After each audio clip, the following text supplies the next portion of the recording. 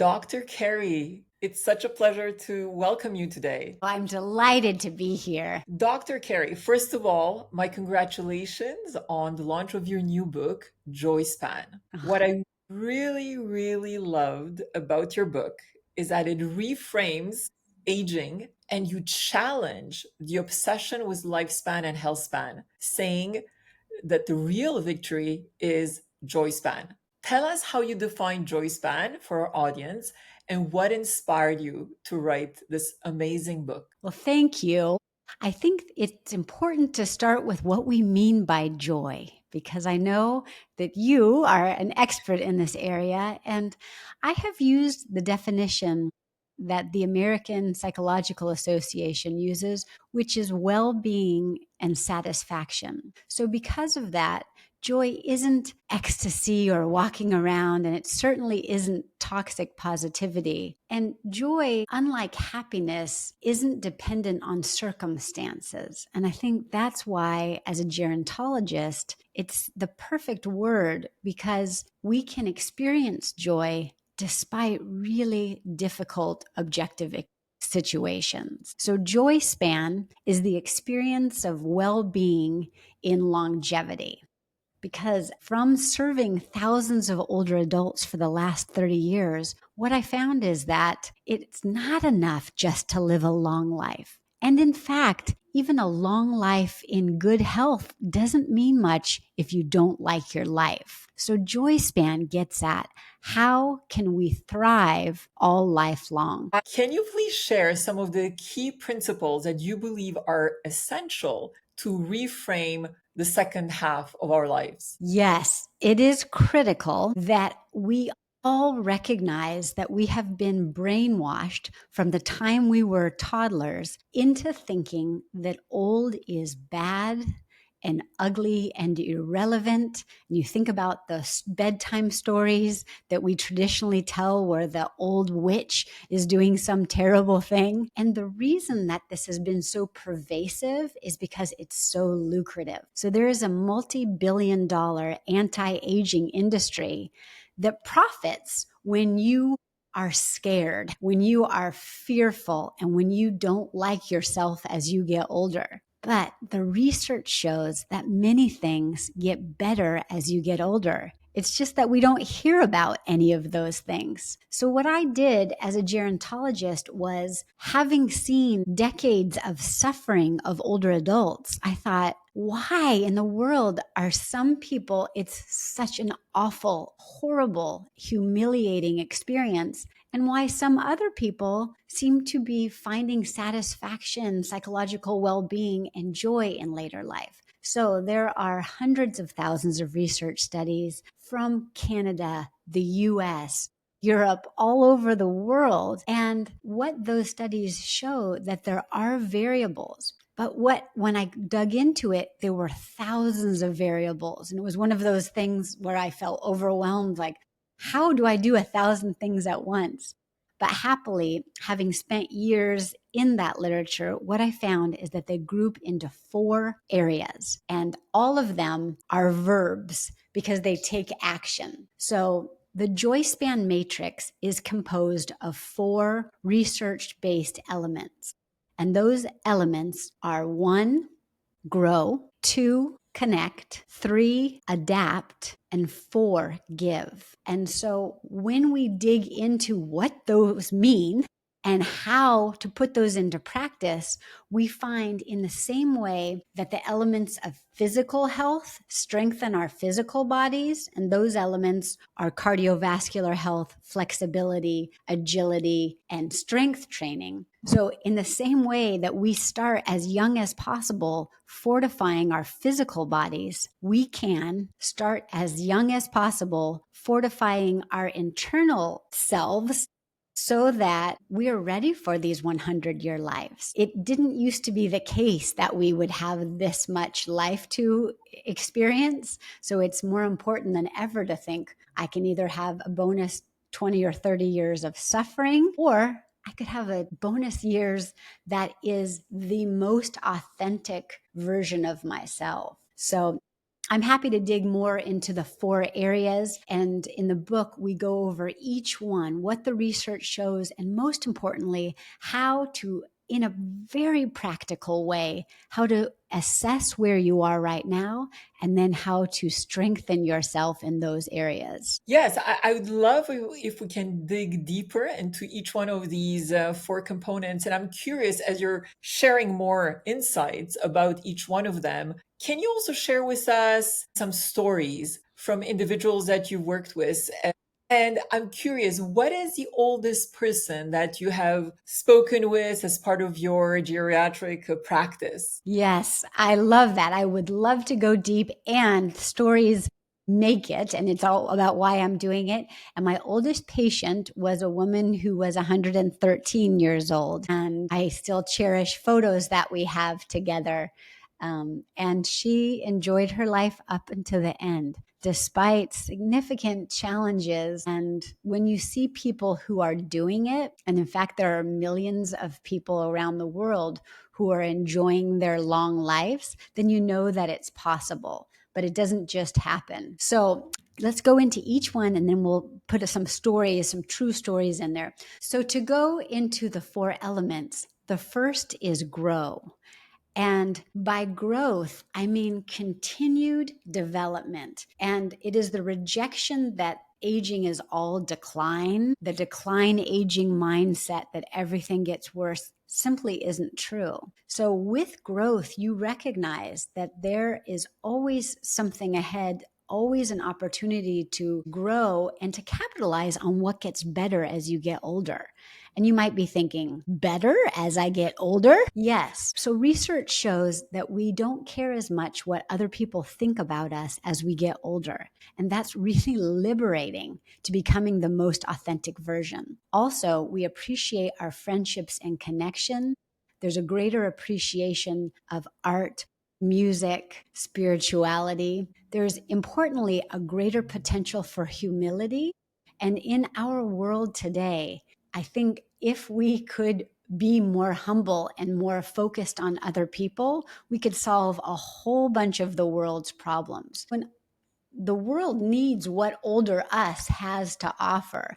And so we need to grow to step into those things. And an example I'll give you on grow is a colleague of mine who had quite a high and esteemed position as a researcher. And when he retired, was sort of like, what next? I've sort of done all the success type matrix. And what he found was that there was a real lack after COVID of bus drivers. And so in his small town, he thought, I have a PhD, and yet I think that what if I tried this? So he just tried it out, and he went and he got on the bus. He drove the bus. Well, it turns out it was an opportunity for teaching. He got those kids' lives turned around. So instead of the community paying for the bus washing every Saturday, all the families would come together to wash the bus, but to be with him because he was so wise and he cared so much about the students.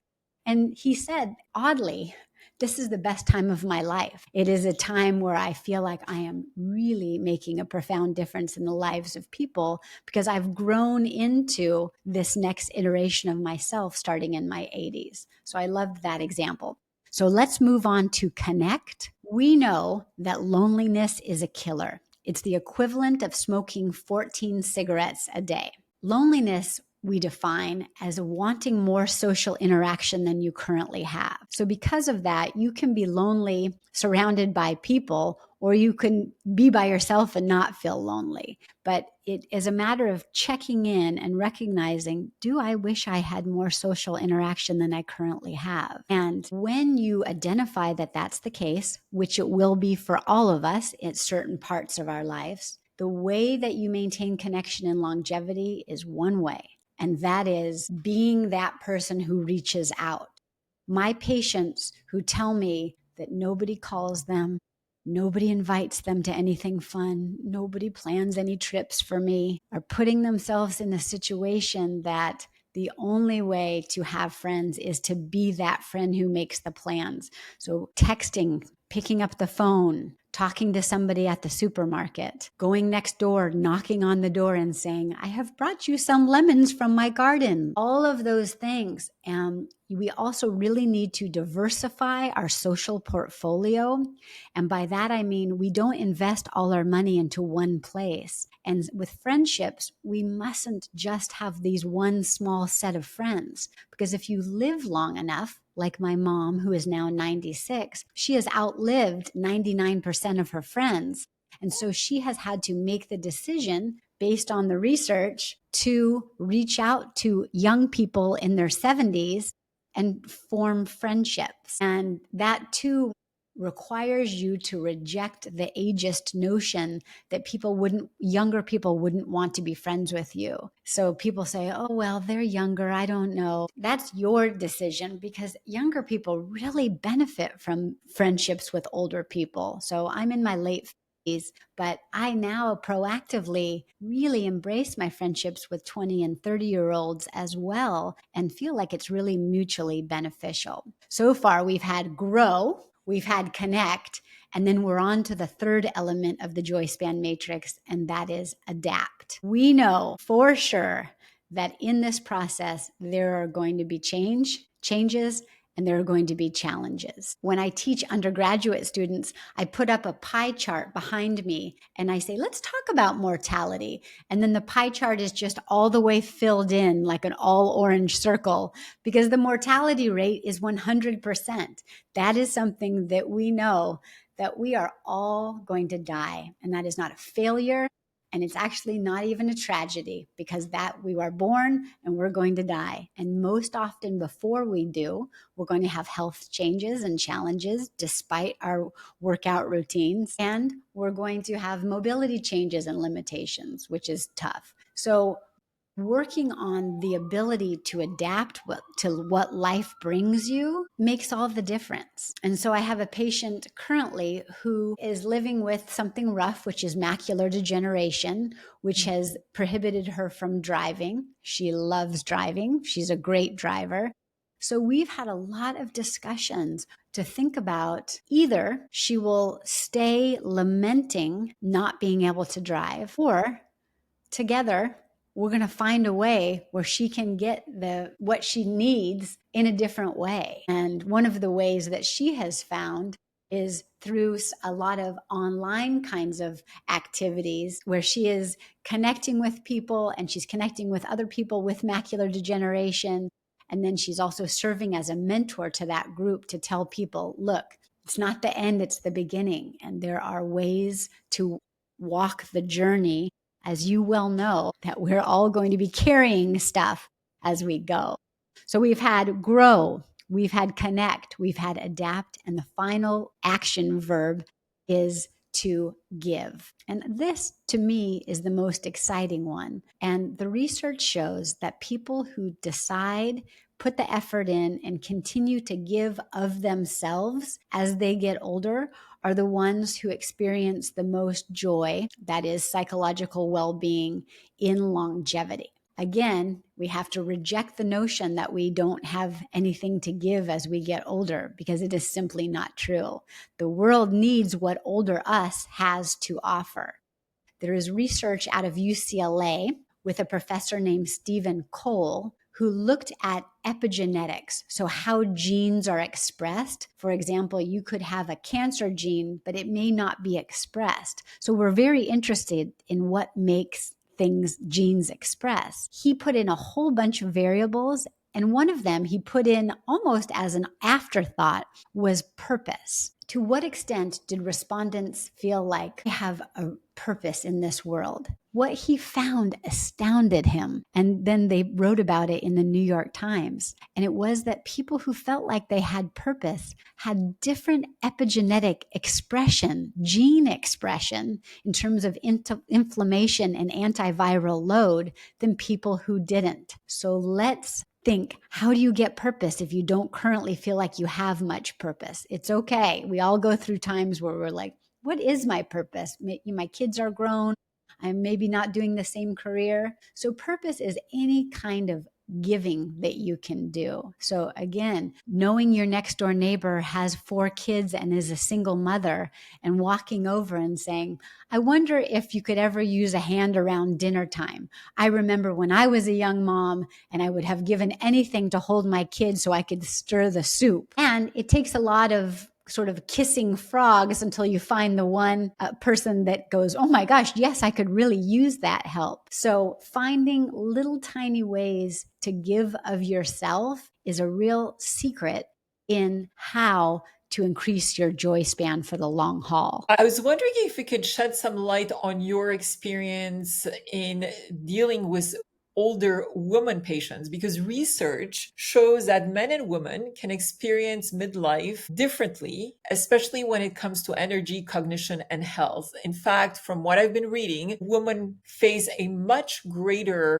lifetime risk, particularly of developing Alzheimer's dementia, than men. And from your perspective, what additional practices should women particularly prioritize to protect their brain and their body as they age? And at what age should they begin that journey? I love that question. So, yes, women have a greater risk of Alzheimer's disease, and women live quite a bit longer than men. So, we have that's why the majority of the people I work with are women, although I love working with men as well. So, research shows that we could reduce the global incidence of Alzheimer's disease by 40% if we were to make sure that everybody who is in the sample was continuing to move their bodies, was continuing to eat foods that were largely unprocessed and nutritious foods, who were getting sufficient sleep, who are ensuring that when there is early hearing loss or hearing loss at any age, we attend to wearing hearing aids, because there is a great link in that, and that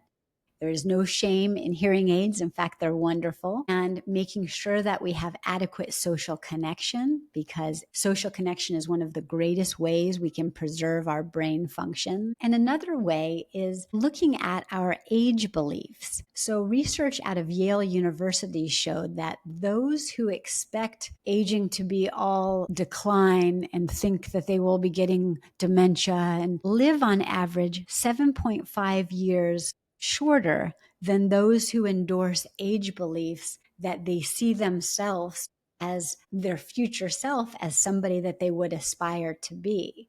So when people, let's say you park your car in a parking lot and then you walk out, which happens to me, and you can't remember where you parked your car, you right then in your mind, you're either thinking, oh gosh, this is the beginning, I'm losing it, I'm having a senior moment, oh, or you can think, everybody forgets things. My whole life, I've forgotten certain things. This happens. I have a lot on my mind. I was distracted thinking about going into the store. I'm fine. I'm going to find my car and I'm going to laugh about it. Those makes a difference, how we frame our cognition and how we frame our older age. So it is never the case that we are to blame ourselves or others for getting Alzheimer's and other dementias, because you can also do everything, quote, right, and still develop this disease. That's one thing I want people to know, is not to ever blame anyone. And also know that there are things that can reduce the risk somewhat.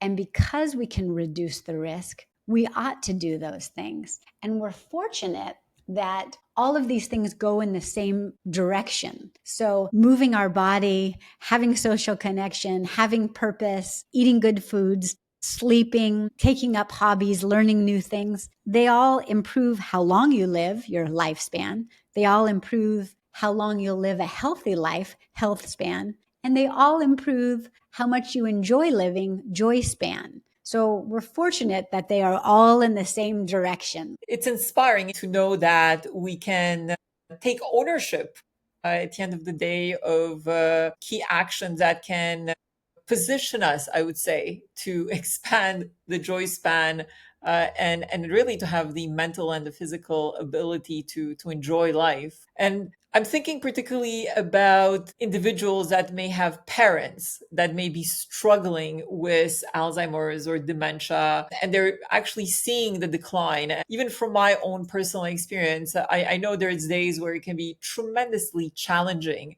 and particularly because there's no cure for Alzheimer. Let's just hope that things evolve and change in the coming years. What advice would you have for someone that is in their midlife crisis potentially while dealing with aging parents that are having some of these mental or physical struggles that become literally a burden for them as a children? That's exactly the perfect question because that's just what I deal with every day. So, we who are lucky enough to be in midlife then have parents who are older, and we have challenges, physical challenges, and our older parents have challenges. And then also sometimes our children or adult children have physical challenges. And so, my first piece of advice is what I see all the time, literally every day, is that adult children, so let's say people in their 50s, have parents who are in their 80s or 90s, and they make it like aging is about them, they other people. So they'll say, my mom is older. So the aging is about only the older people, not about your own self. So I truly believe that if we recognize that we are all aging and we think about aging from a we perspective. So like when I wrote Joyspan, first my publishers were saying, make it for people who have older parents, because then we can solve this problem that is older parents. But the problem is you have to step into the longevity and aging space to understand that we are all aging, and that actually your mom who is 90, you could understand her better. You can help her more by first understanding your own aging. And an example of this is I always get calls of people saying, I went to my mom's house and I told her, this is not safe. You can't be here by yourself. You need to do this. You need to do that. And you know, my mom is so stubborn. She would not do what I said. So I say, wait, whoa, whoa, whoa, whoa. How would you feel? How will you feel when your adult children come in and say the same thing with you? And an example I can give is sometimes I'm using my cell phone and my 27-year-old child, adult child, will take it out of my phone, out of my hand, and then do it for me. And then I say, wait, I can do it. I just need a moment. I can do it myself. But it gives me a little taste of how it feels when somebody else comes and takes your autonomy. So the solution with our older parents and our older grandparents, or indeed our spouses, is to start with greater humility, to go in and listen to the older person. Don't come in with a solution. Don't come in and say you are going to fix it, or you're going to save them. You come in and listen to your mom saying what the problem is, and you listen and you ask her, I wonder, mom, what might be a solution to that? And listen, because a lot of times if we can close our mouths and slow down and listen to the older people, they come up with really good solutions, and then they're not resistant to the solutions because they came up with it.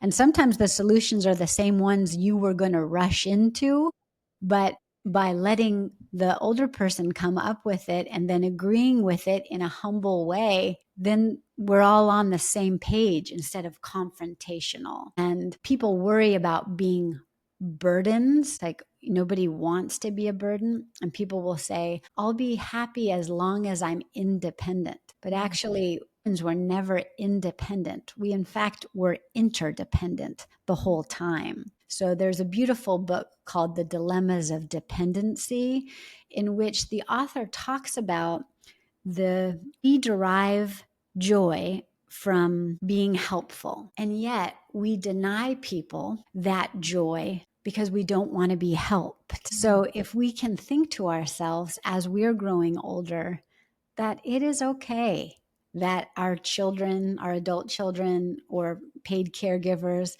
can be of help. to let people also have the ability to give. So we've gotten pretty good at giving and it matters. But the other side of it is also to be able to receive and to know that that's okay. And with our adult parents now, we could tell them, like, it is my joy to try to walk alongside you in your journey. And we know that our time is limited and that's okay. But how can we make this good for you? Because this is your life. And it might not be what I think is best for you, but it might be what you think. And then a lot of times people will give you clues. Like, and one example is my mom, who lives alone in her home after my dad died 16 years ago. When she came home from the hospital, her bed was upstairs. And I was like, oh no, how will she get up the stairs? So without asking her, I had a hospital bed delivered downstairs. And I thought, what a good daughter I am that I have done this. And she walked in and was heartbroken because she hated how that hospital bed looked. And I hadn't asked her, I had just done it. And it was a real conflict because she said, I am sending this away. And in that instance, I was in the wrong because I thought that I knew better, but I haven't been in her shoes. I've not been in that age. So now I've learned, like, we start by listening and we don't rush in and try to fix things. In certain caregiving institutions, they started using robots or little cuddly animals that can interact with the elderly, they can caress them. They're made out of very comfortable fabrics. They can even hug them. What is your view on how AI will shape our future? Do you believe that there are benefits in the usage of such robots to basically deal with isolation and create more engagement, although it's not necessarily a human level engagement, it's a different kind of engagement? It's a great question. And I feel like technology is always both a blessing and a curse. So I think that moving away from human interaction is something that worries me and concerns me because I think, it's important. And I think we derive so much benefit from having interaction with older people. So I don't want to diminish that. On the other hand, every day we have so many more older people that it outpaces our ability to provide meaningful care and safety and autonomy. So you wouldn't want to simply say, no, we shouldn't use AI, because there can be uses that promote dignity and autonomy in a way. So I do have people that I work with who live with dementia, who have benefited from soft animal type, both robotic animals and also real animals. Don't forget that real animals can be great too. Similarly, I have some patients who love to hold children, but children are so squirmy. So then they hold like sort of robot type baby dolls, and that has been helpful. And we have to be careful that it's not degrading, right? Because older adulthood is not a second childhood. And I think that it's important that we never conceptualize it as such. Yes, there can be great care needs, but it really isn't a case that we should go back to making things childish, because you are more adult than you've ever been, regardless of the situation that you live with. So even if you are incontinent and require some undergarments, it is not to say it's the same that you go back to diapers. It's very, very different. And I think there's a real risk in using a childhood model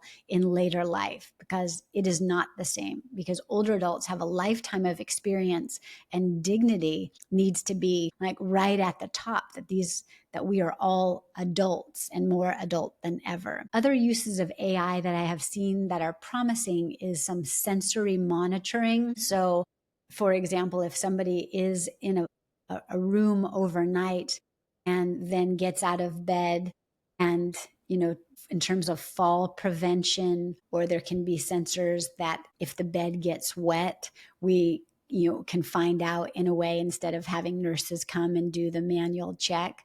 So I am very much in support of using technology and AI and all that we can, but with considerable caution that we don't fall backwards into treating older people in any way less than. This brings me to another topic and another research that was done many years ago that I thought was really fascinating, where they took elderly individuals that some had even limitations in terms of their movement, and they put them in an environment that was replicating the era 20, 25 years before. Yes. And they literally just flourished. And days later, were bouncing, cooking meals, and really being more independent in terms of day to day tasks that they need to do, which I just thought was so inspiring. Is that in line with the Joyspan? Well, that's a great question. I too read that study and then a documentary that they did on that, and it was inspiring. I think the one confounding variable would be that if you changed and made cooking and music and color and fun and people together, it would improve your living environment. So the fact that it was sort of retro, like making it like it was from a different era, maybe wasn't even the most important part, because I have watched facilities and living environments where they brought in animals and really good food and really wonderful music and friendship and fun and teaching, and watched people absolutely thrive, as opposed to these sterile conditions where it's every day is the same, everything is just about safety and the same after same. So I like it because it brings in more interesting, joy producing activities and stimulation. But I don't think we necessarily have to try to turn back the clock in order to do that. One caveat is that music is stored in a different part of the brain, and so people who are living with dementia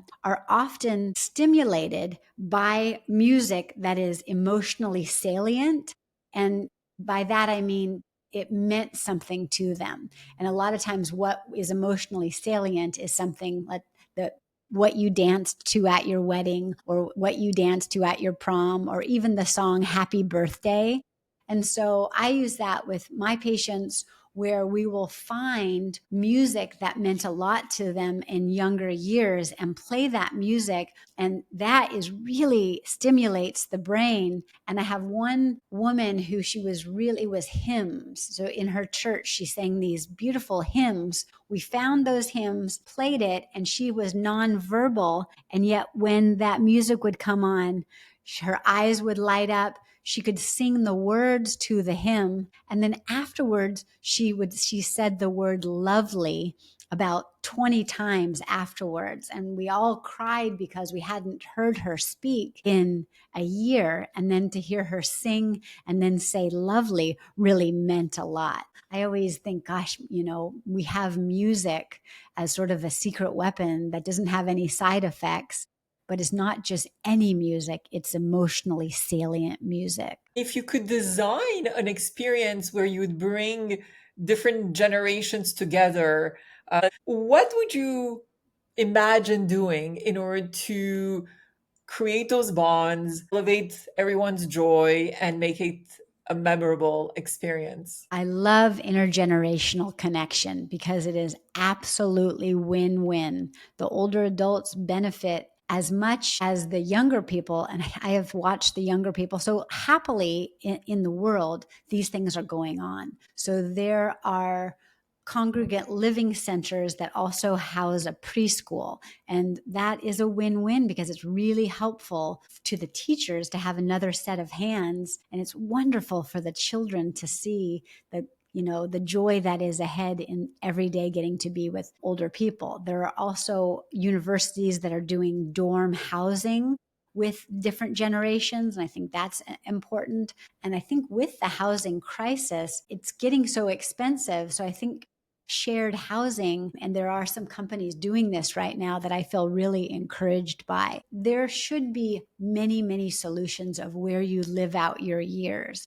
So for some people, it is absolutely the best thing to stay at home in your own home and then have services if you can afford them or if they're offered. And in some people, it is not the best thing to stay at home, and there should be opportunities.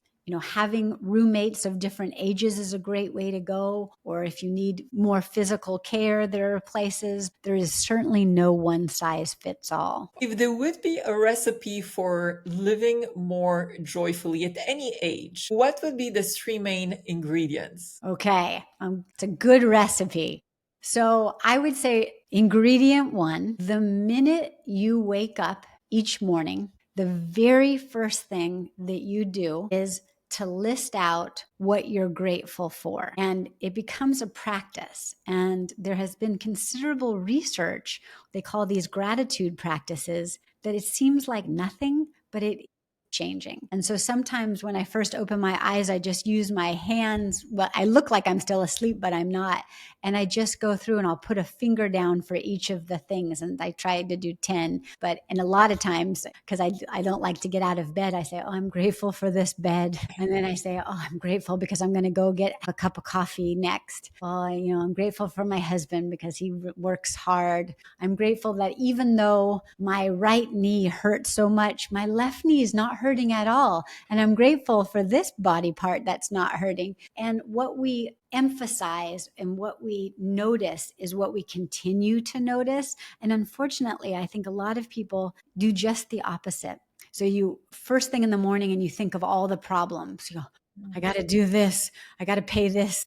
I got to Ugh. And so then you're all day long looking for those. So recipe one is the morning gratitude practice. Recipe two is the examine your aging beliefs. Every day, think I can either have a long life of suffering or a long life of joy, but it's up to me to choose that. To choose that regardless of the circumstance, regardless of the medical condition, regardless of the loss that we are going to experience with our loved ones, that we are choosing to put the work in to see that there are also good things ahead. So we have gratitude practice number one. Number two, our aging beliefs about our future selves. And then I think the last one is finding the humor in it, because there is so much humor in everything. And every day we all make mistakes. Every day things flop that should not flop.